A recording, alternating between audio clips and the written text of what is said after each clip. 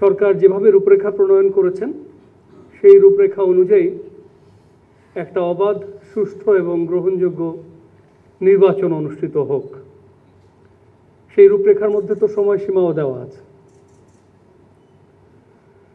আমরা আশা করি যে নির্বাচন হলে দেশের স্থিতিশীলতা আরও ভালো হবে, আইন শৃঙ্খলা পরিস্থিতি ধীরে ধীরে স্বাভাবিক হবে এবং সেনাবাহিনী তখন সেনানিবাসে ফিরে যেতে পারবে।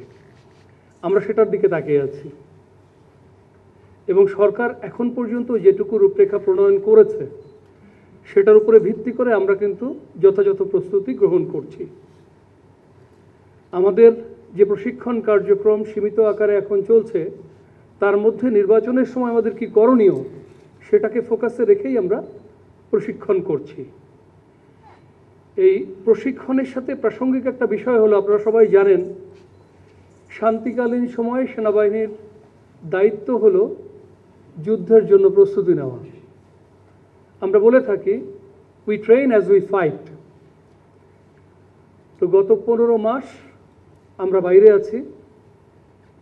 নির্বাচন পর্যন্ত বা তার কিছুটা পরেও যদি বাইরে থাকতে হয় তাহলে আরও কিছুদিন বাইরে থাকতে হবে। তো এতে করে কিন্তু আমাদের প্রশিক্ষণ বিঘ্নিত হচ্ছে। এর পাশাপাশি যে পরিস্থিতির মধ্যে দিয়ে যেই চ্যালেঞ্জ মোকাবেলা করে সেনাবাহিনী দায়িত্ব পালন করেছে গত 15 মাস, আপনারা নিশ্চয়ই আমার সাথে একমত হবেন যে এটা খুব সহজ পরিস্থিতি ছিল না। এ ধরনের পরিস্থিতি বাংলাদেশ প্রতিদিন ফেস করেনি। তো রেস্ট অ্যান্ড রিপিটেরও প্রয়োজন আছে।